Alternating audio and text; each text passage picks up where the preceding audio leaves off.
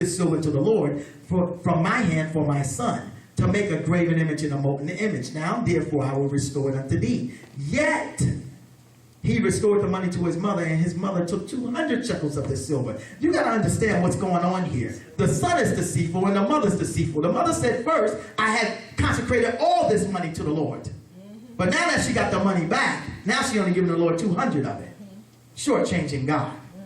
Out of her own mouth. I mean, you read this thing carefully, you'll see the deterioration of moral values going on because they're not pure worshipers. You see this mother, she dedicated this money to the Lord, but when it came time when she got it back, now she only giving the Lord 200 of it. And now you got to understand, before this money, was ever made, a God was ever made, this money was her God. Before a form or image or molten image was ever created, this money was her God. This money was her God. This money was her strength. So you got to understand that even before she had this molten image made, that her God was her money. Verse number 4, and yet therefore, it said, restore the money unto his mother. And his mother took the 200 and gave them to a founder, to a sculptor. He made thereof a graven image and a molten image. And they were in the house of Micah. Now this is where we're going to pick it up in verse number 5. This is what the Lord really, he wants to show you some things in verse number 5. It says, and the man Micah had a house of gods, and made an ephod and a teraphim, and consecrated one of his sons, who became his priest. Now, what you have here is because you're not a pure worshiper. He wasn't a pure worshiper, and he wasn't taught how to be a pure worshiper, and his mother wasn't the example for him to be a pure worshiper. Now, this is what he did. He took the money and made a God and put the God in his house. Right now, we're in a generation right now where we want God in a box.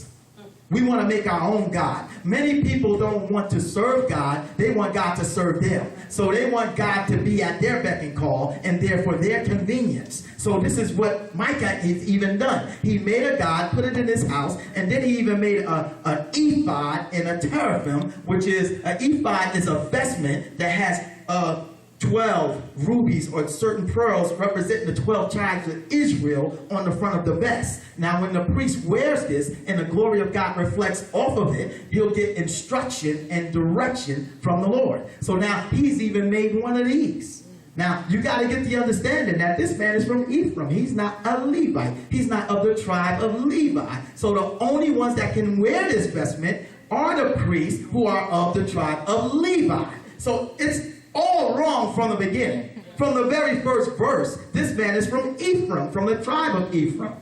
Now, what he's trying to do, only the priests are allowed to do. He made a vestment, an ephod, and a teraphim, where he's trying to get instruction and direction from God. So now, what he has is God in a box. God in a box. He has his own God, he has his own ephod, his own teraphim. Only thing he doesn't have is power. He doesn't have power. He has a box with no power source. So what the Lord was showing me, that the saints of the day in this generation, they want God at their own convenience. And with having God at their own convenience, they can do what they want when they want. You know what else the Lord showed me as I was looking? Because at my house, we have DirecTV.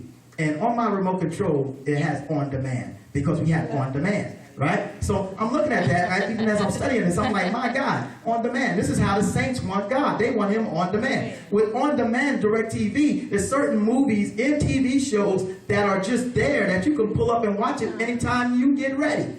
You can watch movies, the movies that you like, your favorite movies, or you can watch your favorite sitcoms. And fast forward through the commercials, on demand, so, and this is, come on, Aaron, trying to help the people now. This is the revelation God is showing me while he's revealing his word to me. He said, this is how the people are trying to get me. This is where they want me. They want me on demand. They want to push a button and I be there and do everything they want me to do, and then they click me off and go about their business, then they do what they want to do.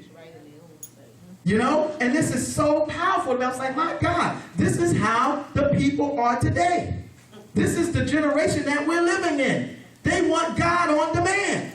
They don't want to submit to God. They don't want to submit to his rule or his authority. But whenever they need him, they want to click a button and God be right there. And give them exactly what they want. Whether it's comedy, drama, or action.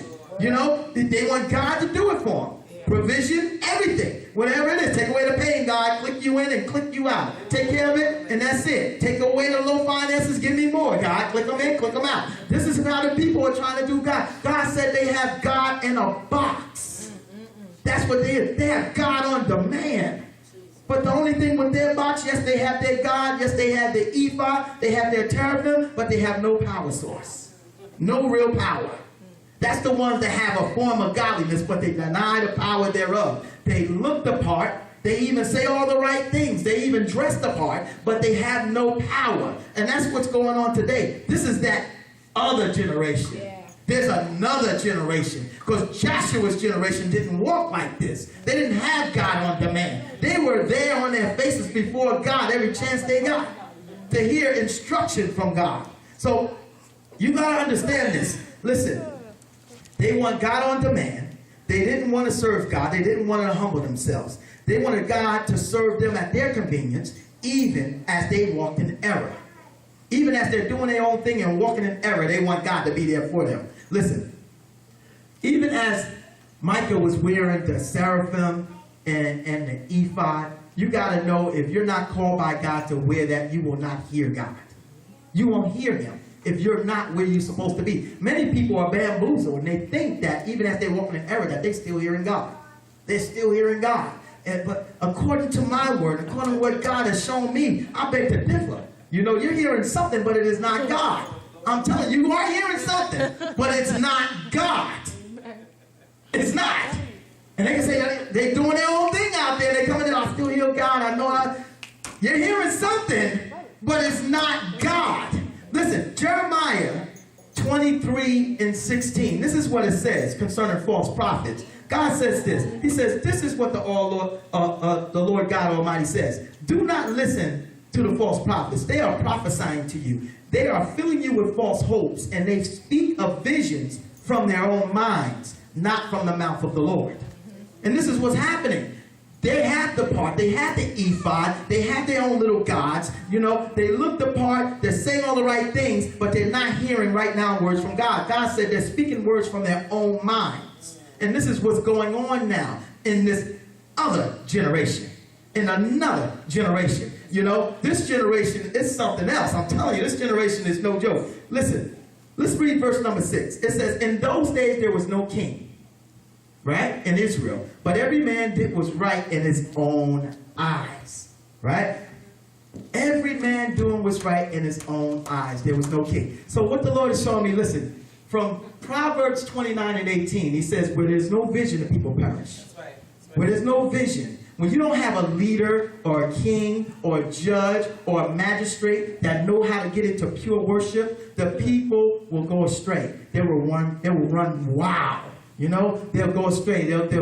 Where the people have no vision, the people will perish. So I'm like, God, what's going on here? So the Lord said, where there's no leader that knows how to worship me purely, how can the people follow and worship me purely? So right now they're in a place they have no leader, so they don't know how to do it right. They don't know how to get into God's presence. So the Lord is saying, you know, with these magistrates, with these kings, and with these judges, if they're not there, the people will perish. I say, wow, the people will go astray and they'll run wild. And I had an issue with that.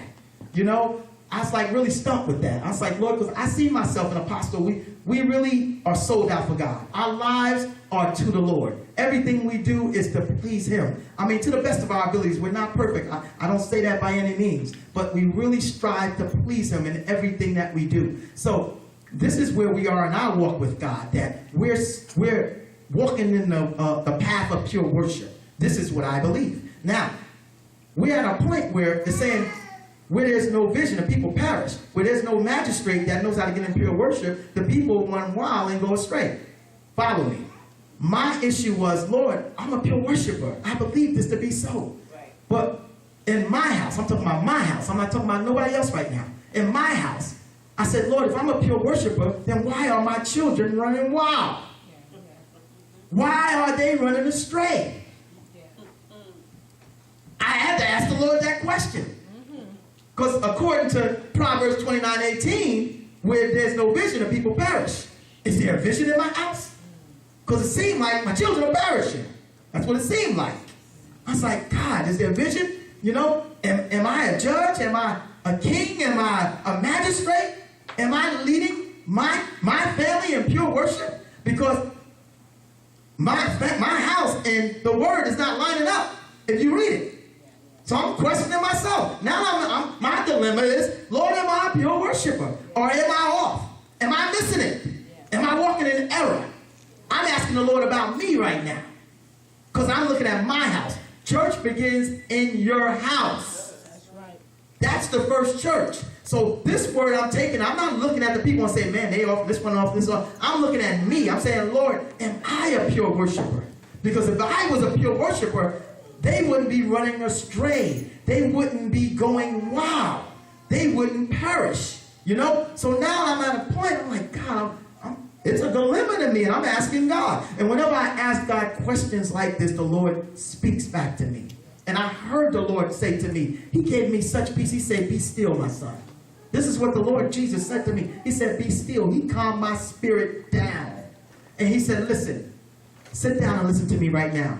And the Lord said, yes, Lord. He said, I was a pure worshiper. When I walked this earth realm, I was a pure worshiper. And I had some disciples following me that were running wild and going astray.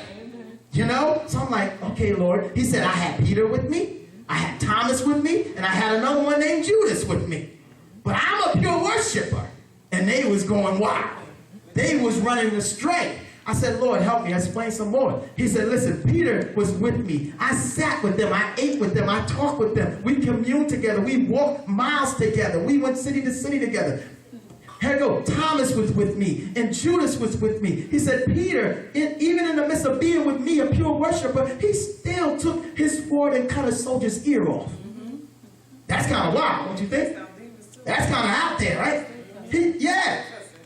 Yeah, I'm getting there. Apostle helping me. Thank you. I feel my help. Because not only did he cut a soldier's ear off, he also was at a bonfire and was just cursing people out. Cursing them out.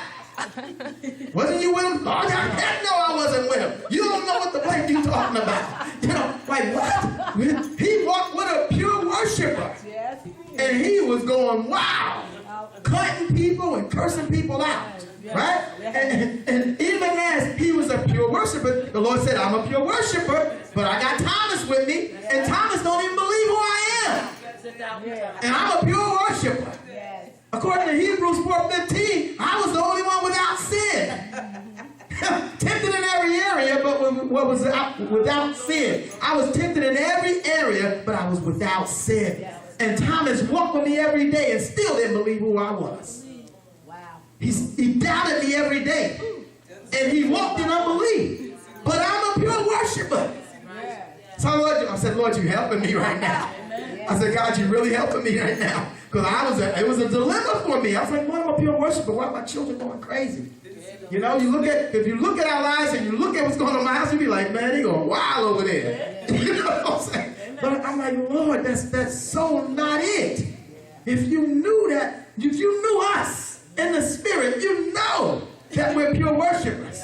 You know. I mean, I was at work and my Rebbe called me and said, man, Dad, Mommy going bananas in here right now. I said, what's going on? She said, she's hearing a siren outside. And she's going crazy. So she's going through the house and decreeing and declaring and rebuking. So really said, I had to go for a walk. I had to go for a walk. I said, that's a pure worshiper. That's a pure worshiper. I said, Lord, this is who we are. So why am I in a dilemma with Proverbs 29:18? Where there's no vision, the people perish. Lord, it seems like my people are perishing. I'm a pure worshiper. It's contrary to your word. What's going on? Then he helped me. He said, I had Peter, I had Thomas, and I also had one called Judas walking with me. I knew he was a devil, but he still walked with me. A pure worshiper. He loved his money more than he loved his God. But he walked with me. You know? And I was like, God, okay, Lord, I'm okay now. I'm all right. I'm getting better, Lord. Thank you for that revelation. It's helping me to understand that I'm not off. I'm not walking in error. Right? So the Lord said, listen, stay the course, my son.